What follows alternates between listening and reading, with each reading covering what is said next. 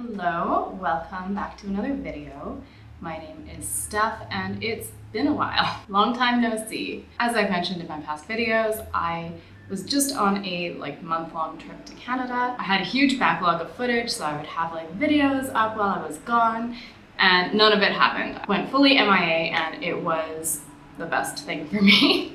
Now I'm back home in Singapore and I am ready to get back into it. So today's video is going to be my July wrap-up, all the books that I read in July. So I'm gonna just hop right into it. In July, I read 11 books, and one of those was a reread and a number of them were quite short.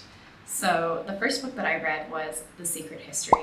This was my reread. It was amazing again. I talked about this book at really great length already in my favorite books wrap up, and I read this at the same time as a friend of mine as well who was reading it for her first time, and so that was just super fun to see how she experienced it, but also a little bit terrifying. She liked it, but you know that moment when you give one of your favorite books to somebody and then you're like, oh my god, what if they judge my taste? What if they think that I really slow, bland?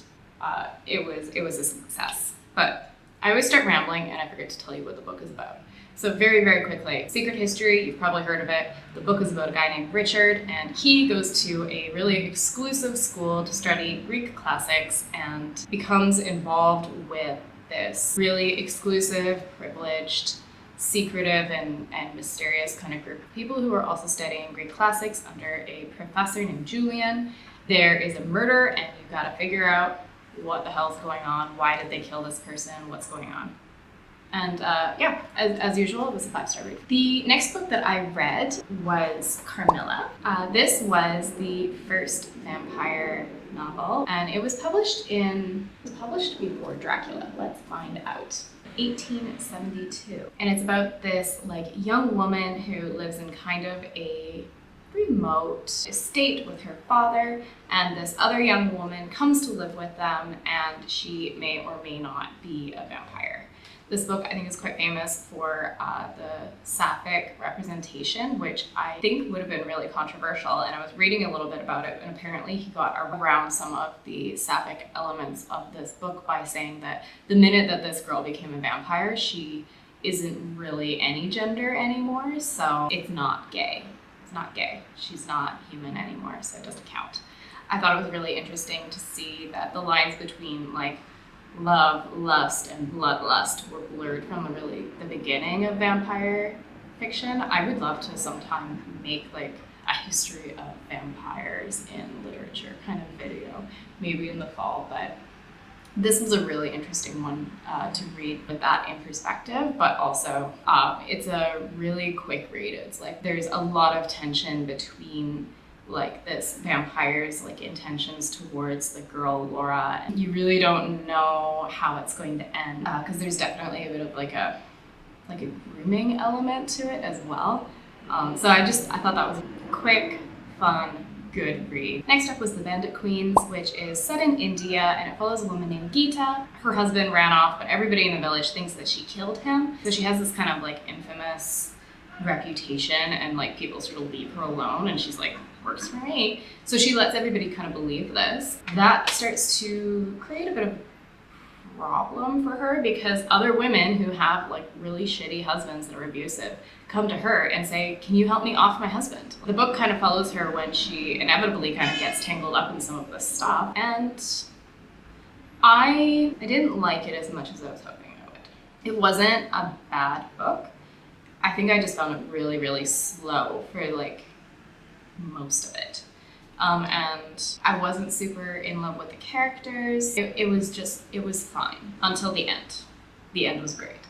I loved the end. I don't know if I would read it again just to get to the end, but I think if this book sounds like it's for you, you would enjoy that kind of story and that kind of conflict, then definitely.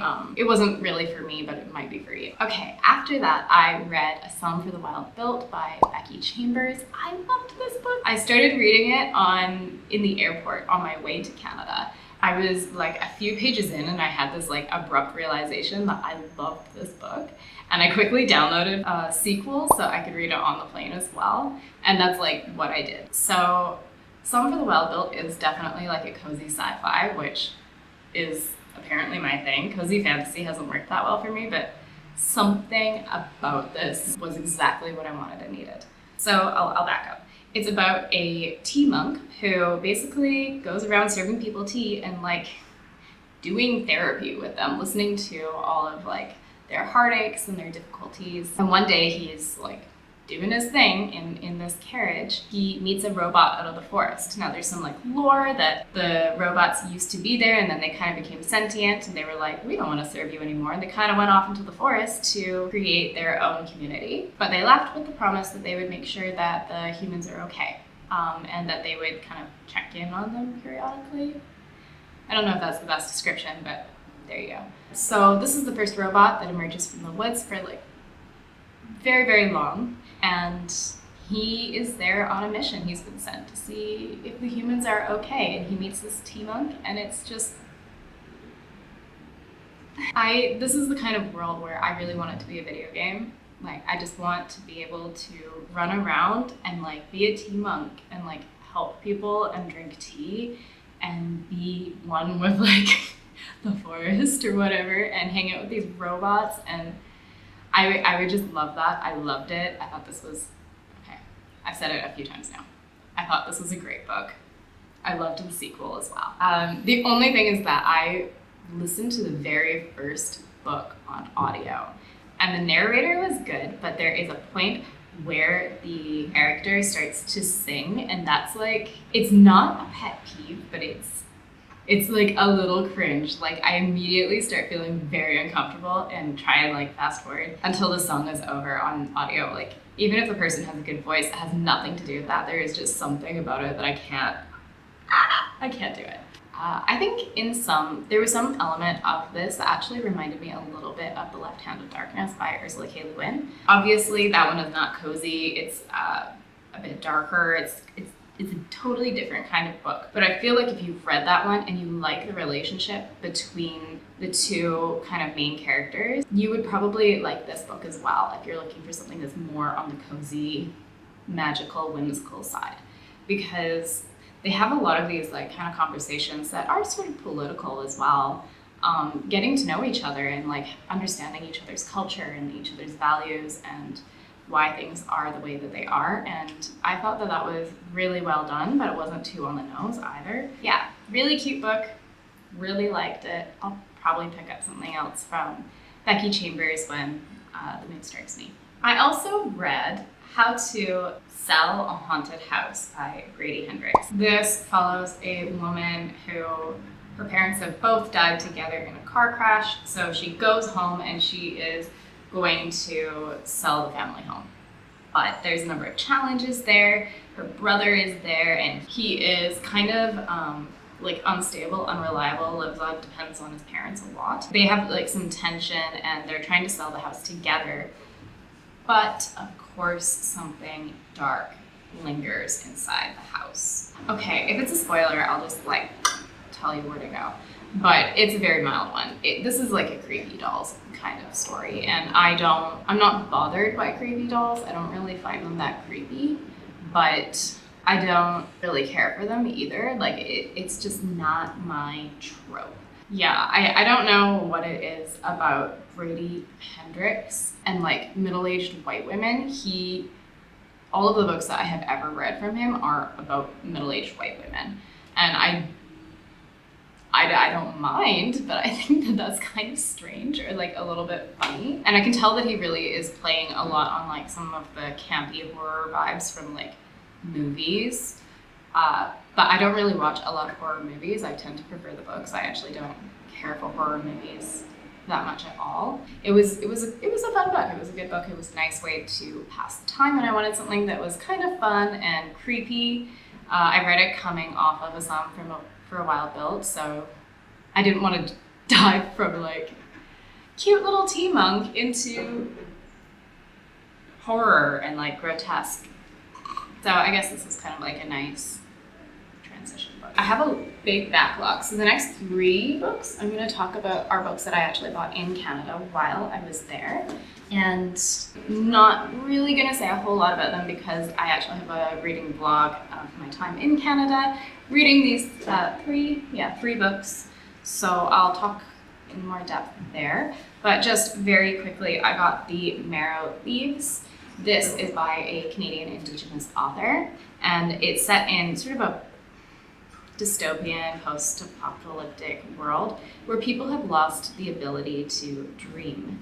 And they've discovered that Indigenous people, their bone marrow has kind of like a magical element to it, and that allows people to regain the ability to dream again. So they are being hunted, and so it follows a young Indigenous man growing up in this world. Yeah, so I read that one. I also read a Haida manga based on a traditional story and kind of brought to life with this artist's words and his art. The final one that I read was a graphic novel, La Cite Oblique. This is in French. I don't speak French, so if I mispronounce this or pronounce it with a horrible accent, I read French, I don't really speak it.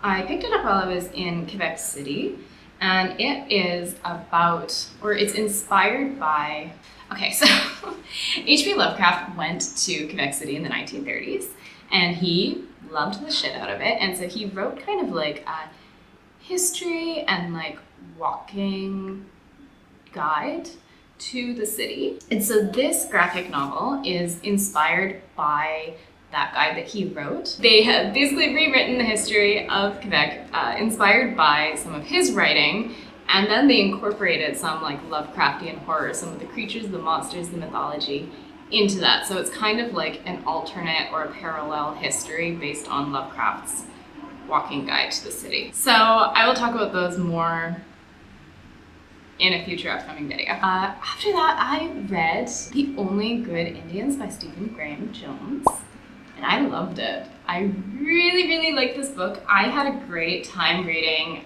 horror this month, and a great time reading Indigenous lit this month as well. This author is American, from the Blackfeet Nation, and it follows a group of men, but the first part is really focused on like one particular man. They went hunting, and something kind of bad or disturbing happens while they were hunting like a decade ago. That is kind of literally coming back to haunt them. What I appreciated the most about this book is that I feel like it's a really good example of what horror can be and what it can do, because there is a lot of social commentary. And when I was going into it, I was a little bit nervous or wary because the title comes from a famous, I think relatively famous quote. I knew immediately it was probably going to deal with like a lot of issues around racism and colonialism and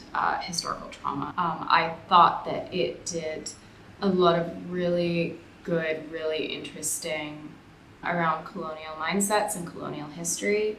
And I really appreciated a lot how it depicted res life and some of the stereotypes that follow Indigenous people who even choose to move off of the reservation. Yeah, I don't think I don't want to say a whole lot about some of the themes, how exactly it tackles that, because I think that is really intimately twined in with the horror. But I thought that it was quite well executed. And what I liked about this book is that it can be read as like a fun, good time, but it can also be read a lot deeper, which I feel like is kind of level of like masterful sort of storytelling that Stephen Graham Jones has, I guess. Yeah, it was really great. I liked the first part a little bit more because it kind of focused on one character specifically and his descent into madness, and I wanted to just kind of stay there. But the whole thing was really good. The final execution was really good. The end, very satisfying, I thought. So in July, I also picked up the 5th season by N.K. Jemisin, and this was a book that I was really excited to read, and I had really high hopes for, and I was kind of disappointed.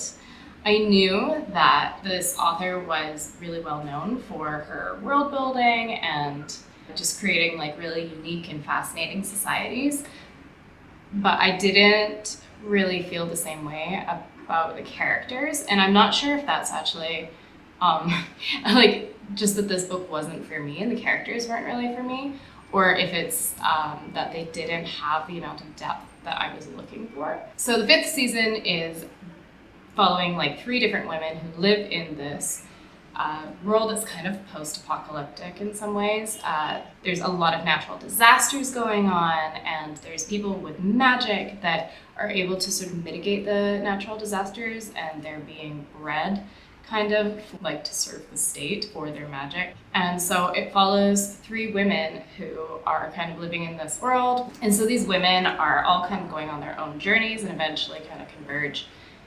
But I just didn't really feel very invested in any of them. I initially thought that this was going to be a lot about motherhood. Like, I keep hearing about this one mom who is looking for her daughter. I was expecting a lot about that kind of thing. And I'm actually kind of glad that it wasn't about that, because that also doesn't really work for me. But I found the prose a little bit difficult to read. It was quite slow in the beginning, which I understand because the world is so complex and there's so much context that she had to lay the ground for. But I think some of the reason that it was also slow is because there's a bit of a twist at the end, and she was like laying the groundwork for the twist. But I think I guessed the twist like almost immediately, so really I didn't feel like there was the payoff that I was anticipating. Yeah, so it just kind of felt unnecessary. So ultimately I think I kind of sit in the middle of the road on this. The world building was super cool. There are elements that reminded me of the Atlantis movie, because there's like these obelisks that float in the sky and they're a little bit mysterious. But the characters and the prose were a little bit more difficult for me. So the 5th season. And finally, I read probably like the best horror that I have read for a really long time, Our Share of Night. This book is about a kind of like a group of families, I would say. It focuses on a young man named Gaspar and his father, but it really tells the story of a number of people who are involved in this organization that practices a very dark brand of magic called the Order. So obviously it has multiple POV, and these POV are kind of scattered across time. A lot of it focusing on Argentina when it was during the military dictatorship, which was a super interesting aspect of it, and I really appreciated because it gave the book a lot more depth. And I feel like I learned a lot about that time period in Argentina, but it also jumped around to like London and like different time periods through these characters' lives. And I really feel like the back cover of this book actually really undersells it, because it's kind of depicted as like Gaspar and his father are fleeing from his mother's like dark past and like the dark family, evil, magical family that is going on there. But that just doesn't really communicate the scale of this book in terms of, you know, how much ground it's covering, but also like the emotional scale of this book, because it's very political. You know, it's gothic horror, and the story is fairly straightforward, but it's convoluted in a really fun way in the beginning. I will kind of flag there's like a lot of trigger warnings. It's one of those kind of books that like almost every trigger warning you can put on it is in this book. It really picks up on a lot of different kinds of violence that see during a dictatorship or during a violent revolution or something like that. But I was not really personally bothered by any of it, because I didn't really feel like it was gratuitous. And this is where like I like this kind of horror. Again, sort of like The Only Good Indians, like I feel that the violence was demonstrating something, or it was an analogy for something. You know, it wasn't just about the thrill or the horror of it. It was really deeply exploring something. Yeah, I love this book. I think I have a link that I will put down below if you're curious about like how the author kind of incorporated her history as a journalist. When I finished this book, my brain just kind of exploded and I had to sit there like, holy fuck, that was incredible. Yeah, those are all of the books that I read this month or last month in July. I kind of had like an accidental summer wean. I don't know how that really happened, but I started off the year by reading like so much like kind of cheerful, cozy books, probably because that was part of the trend, and then I have kind of collapsed back into myself. It is almost fall, or I'm trying to make it fall. What the hell? If you guys have read any of these books, let me know. Let me know your thoughts. I love hearing about them, even if you disagree with me. They are starting construction out of my window again, so I'm going to say goodbye. Thanks for hanging out with me, and I'll see you guys next time.